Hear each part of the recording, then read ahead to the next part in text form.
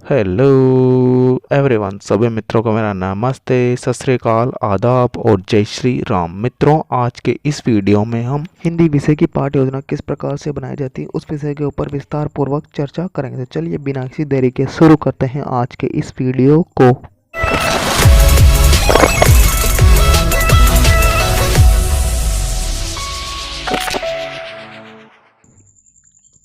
मित्रों, सबसे पहले जो आपकी दैनिक पाठ्य योजना डायरी है उसके ऊपर आपको पाठ्य योजना का क्रमांक लगा लेना, जो भी आपकी पाठ्य योजना का क्रमांक है।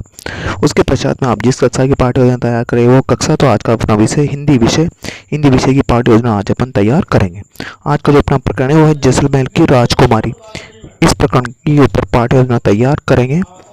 इसके पश्चात जो आपकी नेक्स्ट हेडिंग निकल के आती है आपने शिक्षण के उद्देश्य हेडिंग लगा ली। शिक्षण के उद्देश्य, इसके अंदर आपको 3 कॉलम बना लेने: उद्देश्य, विशिष्टीकरण और अपेक्षित व्यवहारगत परिवर्तन या संभावित व्यवहारगत परिवर्तन।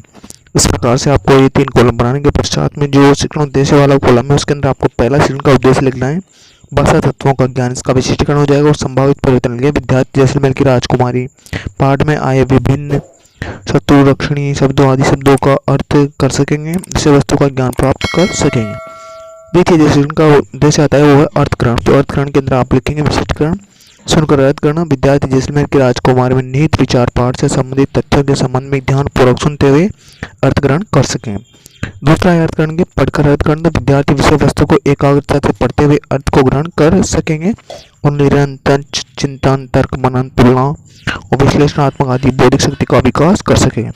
इस प्रकार से आपको इस शिक्षण के उद्देश्य मैंने लिखा है, इन शिक्षण के उद्देश्य को ध्यानपूर्वक लिख लेना है। शिक्षण के उद्देश्य के बारे में आपको बता दूं, शिक्षण के उद्देश्य तात्पर्य है कि छात्र, अध्यापक, शिक्षक द्वारा जब बच्चों को शिक्षण करवाया जाता है तो शिक्षण से बच्चों के अंदर क्या परिवर्तन होगा या विषय वस्तु पढ़कर बच्चों के अंदर क्या परिवर्तन होगा, वो उसका शिक्षण का उद्देश्य हो जाएगा।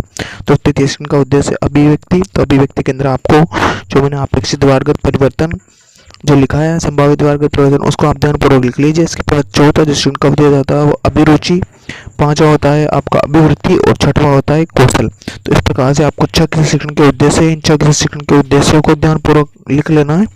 और लिखने के पश्चात में जो मैंने इनसे संबंधित जो अपेक्षित व्यवहारगत परिवर्तन भी लिखा है, इन अपेक्षित व्यवहारगत परिवर्तन को भी आप ध्यानपूर्वक लिख लीजिए। मित्रों, ये लिखने के पश्चात में आपकी जो नेक्स्ट हेडिंग निकल के आती है वो आपकी होती है शिक्षण सहायक सामग्री। तो हेडिंग लगा ली शिक्षण सहायक सामग्री। शिक्षण सहायक सामग्री तात्पर्य कि छात्र, अध्यापक तथा शिक्षक द्वारा जब बच्चों को शिक्षण करवाया जाता है तो शिक्षण कराते समय जो सामग्री उनके शिक्षण में सहायता प्रदान करती है वो सारी शिक्षण सहायक सामग्री कला, जैसे चौक हो गया, झटर हो गया, श्याम पट हो गया, लपेट पलक हो गया, सारी सामग्री इसके अंतर्गत आ जाएगी। मित्रों, इसके पश्चात में जो आपकी नेक्स्ट स्टडी निकल के आती है वो है पूर्व ज्ञान। तो पूर्व ज्ञान में आप लिखेंगे विद्यार्थी जैसलमेर की राजकुमारी में राजा रतन सिंह के जीवन के बारे में सामान्य जानकारी रखते हैं। तो ये हो जाएगा पूर्व ज्ञान। इसके पश्चात नेक्स्ट हेडिंग होती है आपकी प्रस्तावना प्रश्न, या जिसको उत्प्रेषणात्मक उपकरण या मोटिवेशनल डिवाइस भी कहा जाता है। तो इसके अंदर आपको 3 कॉलम बना लें: क्रम संख्या, छात्र अध्यापक क्रिया और विद्यार्थी क्रिया। इसके अंदर छात्र अध्यापकों द्वारा बच्चों से प्रश्न किए जाते हैं और कम से कम उनके द्वारा 4 प्रश्न, अधिक से अधिकतम 6 या 7 प्रश्न उनके द्वारा बच्चों से किए जाते हैं। मित्रों, और आपको ये इसके अंदर एक चीज़ ध्यान में रखनी है, आप जो बच्चों से प्रश्न करेंगे ये तार्किकता के क्रम में होने चाहिए। इन प्रश्नों का क्रम तार्किकता के क्रम के आधार पर होने चाहिए। अंत के अंदर आपके द्वारा एक समस्यात्मक प्रश्न पूछा जाएगा जिसका बच्चे उत्तर नहीं दे पाएंगे तो आपका उद्देश्य खत्म हो जाएगा। विद्यार्थियों, आज हम जैसलमेर की राजकुमारी के बारे में विस्तार पूर्वक अध्ययन करेंगे। नेक्स्ट हेडिंग है आपका प्रस्तुतिकरण या पाठ का विकास जिसे कहा जाता है। तो हेडिंग लगा लीजिए प्रस्तुतिकरण। इसके अंदर आपको 5 कॉलम बना लें: शिक्षण बिंदु, छात्र अध्यापक क्रिया, विद्यार्थी क्रिया, विधि और श्याम पट कार्य। विधि वाला कॉलम मैंने नहीं बनाया था, विधि वाला कॉलम एक्स्ट्रा बना लीजिए। तो शिक्षण बिंदु वाले कॉलम के अंदर आदर्श वाचन करेंगे छात्र अध्यापक द्वारा। तो राजकुमारी क्या है, तो अवरोह, विरोह, गति, अवयव के साथ छात्र अध्यापक द्वारा आदर्श वाचन किया जाएगा। द्वितीय है अनुकरण वाचन। छात्र अध्यापक विद्यार्थियों को शुद्ध, स्पष्ट, उचित अवरोह अवरोह के साथ अनुकरण वाचन करने के लिए निर्देश देगा और स्वयं भी कक्षा का निरीक्षण करेगा। तो विद्यार्थी गृह में आप लिखेंगे विद्यार्थी ध्यानपूर्वक सुनेंगे, अनुकरण वाचन करेंगे। और थर्ड है अशुद्धि संशोधन। विद्यार्थियों द्वारा किए गए अशुद्ध उच्चारण को अन्य विद्यार्थियों की सहायता से शुद्ध उच्चारण करवाएंगे और विद्यार्थी निर्धारित शब्दों का शुद्ध उच्चारण करेंगे। काठिन्य निवारण आ जाएगा। शब्दों के अर्थों के विभिन्न प्रविधियों के माध्यम से श्याम पट पर लिखकर प्रस्तुत करेंगे छात्र अध्यापक द्वारा। विद्यार्थी के अपनी पाठ्य पुस्तिका में नोट करें जो श्याम पट कार्य हो, श्याम पट कार्य को आप ब्लैक चार्ट लगा के परिपूर्ण कर लीजिए। ब्लैक चार्ट लगा के इसके अंदर जो मैंने छात्र अध्यापक कथन लिखा है इसमें महत्वपूर्ण बिंदु को आप लिख लीजिए। कठिन शब्द है इसके, जो कठिन शब्दों को आप लिख, जैसे निर्भय, निर्गम, बिना भय के, निरुपसर्ग, निर्प्लस भय, शत्रु हो गया दुश्मन, वाक्य प्रयोग करना। राजकुमारी ने दुर्ग में बैठे हुए शत्रुओं के दांत खट्टे कर दिए। दक्षिणी आंवला, रक्षा करना या कमजोर करना। ये विलोम शब्द हो जाएंगे, भक्षक विलोम शब्द पुरुष हो जाएंगे। इस प्रकार से आप इन सारी चीज़ों को लिख लीजिए। और इसके नेक्स्ट आते हैं बोध प्रश्न। जो बोध प्रश्न होते हैं वो छात्र अध्यापक द्वारा पूछे जाते हैं और इसलिए पूछे जाते हैं ताकि उसने जो पाठ पढ़ाया है उसमें बच्चों का ध्यान एकाग्रचित होकर, या जो प्रकरण है उसके अंदर बच्चों का ध्यान एकाग्रचित होकर लगा रहे, इस वजह से ये बोध प्रश्न पूछे जाते हैं। तो बोध प्रश्न आपके द्वारा पूछ ले जाएंगे और बच्चों द्वारा इन बोध प्रश्नों के उत्तर दे दिए जाएंगे, क्योंकि आपने अभी भी बच्चों को पाठ पढ़ाया है तो बच्चों आसानी से इन बोध प्रश्नों के उत्तर दे देंगे। नेक्स्ट है मौन वाचन। तो मौन वाचन छात्र अध्यापिका द्वारा किया जाएगा या निर्देशन मौन वाचन करने के लिए निर्देश दे दिया जाएगा। तो इसके पश्चात अगले पेज पर जो 5 कॉलम बनाने हैं। तो विचार विश्लेषणात्मक प्रश्न आप बच्चों से पूछ लीजिए।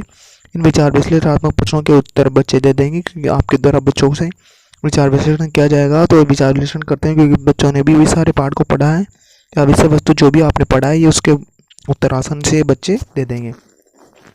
तो इस प्रकार से आपको ये विचार विश्लेषणात्मक प्रश्न है, इन विचार विश्लेषणात्मक प्रश्नों को बच्चों से पूछ लेना है।